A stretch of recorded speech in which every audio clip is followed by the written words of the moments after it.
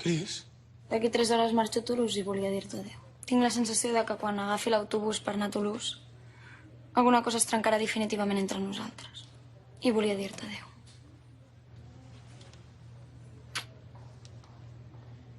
Quan sento que tot s'ha acabat, respira, espera, aixeca't sense pressa, inspira, refesta, la vida al món t'espera.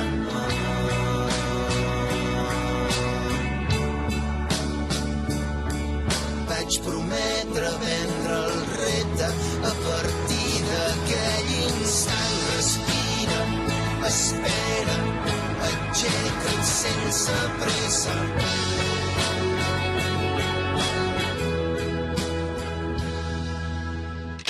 Estan fent químio ja, oi?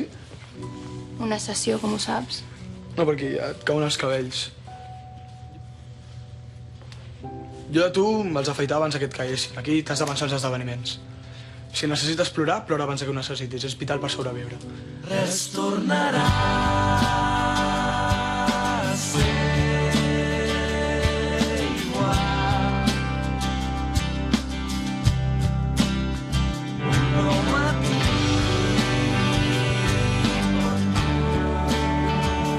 començar. Si tanco els ulls me'n vaig al teu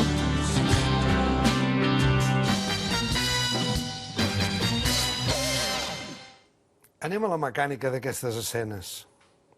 Tremendes totes dues. Sí, t'agrada? Primer, sí, m'agraden molt. Si aquí, en lloc de ser-hi vostè, Àlex, hi hagués l'estimat Albert Espinosa, li faria algun tipus de tercer grau sobre l'ús de la música. Però això és una cosa que no és, d'alguna manera, no li puc fer a vostè, perquè vostè no té cap ni culpa ni virtut sobre el tema de la música, no? Però sí que... Què et sembla la música? Excessiva, Excessiva. sí. Està omplint buits que no tenen res de contingut en música. Pot ser això? Bé, aquí hem vist dos moments que bàsicament no hi ha diàleg. Però hi ha música. Però hi ha contingut. La música, per què creu que li posen? Jo crec que és una manera de transitar alguns moments del capítol. També és una manera de que... Bueno, jo crec que també és important que grups catalans, doncs, de cop sentin en una sèrie de televisió. Per què no? En moments transitius on... Què hi poses? O si aquests moments decideixes posar-hi música... No, Quan vostè corre a la... excessiu. Quan vostè corre, no creu que és suficientment forta l'escena? És veritat. Corrent vostè... Sí, és veritat, és veritat. Jo també hi ha cops que penso que és excessiva, és veritat. Per Però cert, no em sembla malament que ho utilitzin com a element transitiu en alguns moments del capítol. Per cert, que la tècnica per poder córrer d'aquesta manera amb una sola cama, com ho va aconseguir? Perquè, a més, és molt verosímil, molt versemblable, com ho fa. Bueno, la cosa era... La cama lligada... No, la cama lligada no. Clar, és que hi ha un moment de l'escena que és veritat, que surto amb la cama com... Sí. Surto jo, Però no com es molt nota, lluny, clar, no es nota. Però estic pujant la cama molt, molt a dalt, llavors van agafar just els 4 segons on vaig aconseguir amagar la cama del tot, que no es veia res. Però allò és algú que aconsegueixen tallar, no? I tallant-ho, doncs, agafen aquells 4 segons que no es veu la cama, es foten allà. Però realment la càmera estava per sobre de la meva cadera, o una mica més a baix. No? Llavors, clar, el munyol, que era el munyol, no s'acabava de veure. L'altre moment, amb la RIM, Sí. el segon tall, quan ve aquest moment tan intens de que vostè es rapa també el cabell, no sabem si només perquè també se li ha diagnosticat o se li ha tornat a rebrotar el càncer, sinó perquè també per solidaritat amb la RIM, no? Aquí podríem jugar amb les dues. Però, a veure, aquesta sí que és una escena difícil, perquè vostè s'està rapant de veritat. Sí. I això no li pot dir el director, tornem-ho a fer. No, és veritat. Va ser una escena que... Tota d'una tirada. Va ser una escena que va crear molta expectació al combo. Hi havia molta gent de l'equip allà amb iPhones gravant l'escena i tal, però no. A part que no es podia tallar, Clar. Bueno, i llavors una mica en l'estat en el que estem els dos, no? De congestió allà com... Doncs ho vam haver d'aguantar durant 27 minuts, em sembla, i allà va haver-hi les 2 rapades. I en els millors moments, allà estan, s'han posat allà. Hem vist en el darrer capítol que vostè amb la Cristina a la platja arriben ja a l'amor absolut. Ja tocava, no? Ja tocava, no? Ja tocava. Ja tocava. Home, ja tocava. Què passa? A la platja et sembla un bon lloc? Sí. Sí. Sí, la platja està neta, sí. Va, perfecte. Està bé, no? Està bé, està bé. La gent no s'ha queixat. No. No, suposo que no té queixes per res. Vull dir, bueno, això també ho sabran els productors, però suposo que és una sèrie que no fa mal, no? El que m'ha semblat... Avui, precisament, ara que dius això, hem rebut un email de no sé quina agrupació en concret, un email que ens ha passat el pare del Marc Balaguer, Sí. no sé quina agrupació en concret era, que deia que es queixaven d'aquest gir potser que ha agafat la sèrie amb les noves trames, i deia que incitàvem a l'autolesió en alguns moments, a l'autolesió, i que incitàvem una mica també el sexe, amb l'escena on la Cristina i el Lleó parlen d'allò. Sí, crec que també hi ha hagut alguna interpel·lació del TAC, no? Del Telespectadors Associats de Catalunya. És aquesta. Ahí està. Ahí està. Jo no sé, m'ha semblat una mica estrany. No sé, jo tampoc parlo sense conèixer, eh? No, a veure, jo des d'un punt de vista d'anàlisi crític, jo no faig anàlisis morals ni cap d'aquest tipus de coses. No, jo crec que si no t'agrada la segona temporada no la miris o no els hi facis mirar als seus fills. Sí, la segona temporada podríem dir que potser és més dura, no?, que la primera. És més dura, però perquè l'espectador, la gent no hagués comprat el mateix registre que la primera.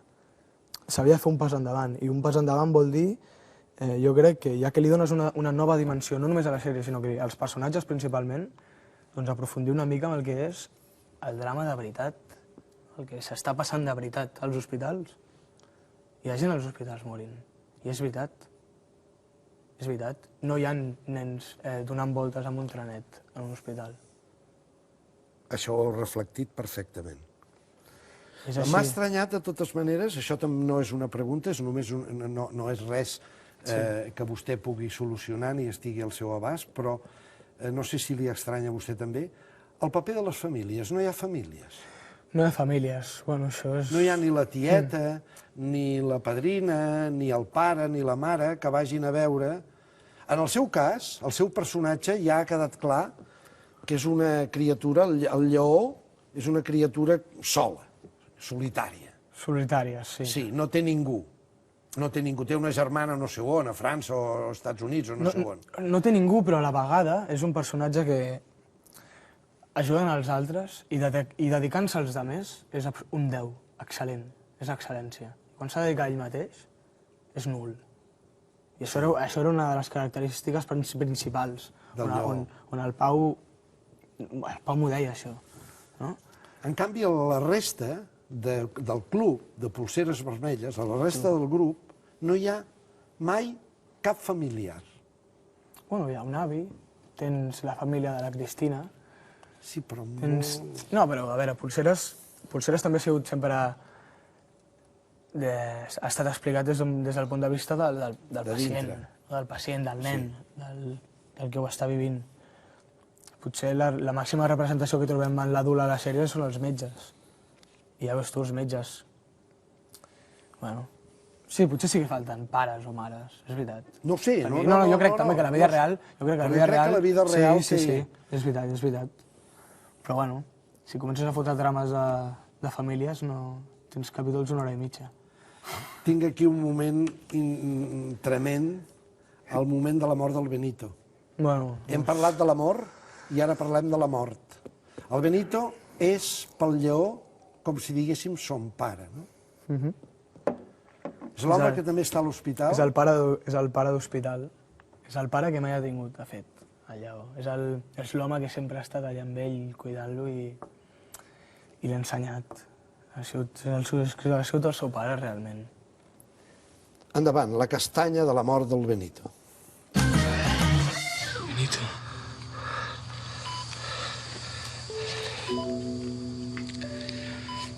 M'estic morint jo.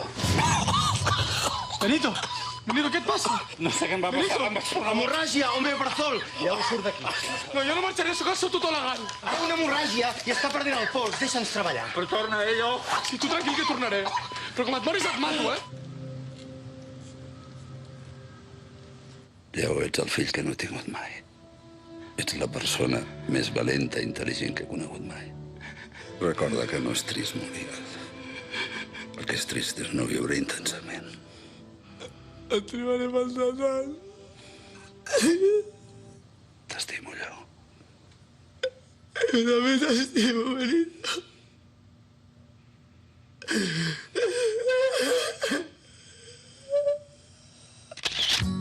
Que tinguis sort i que trobis el que t'ha mancat en mi.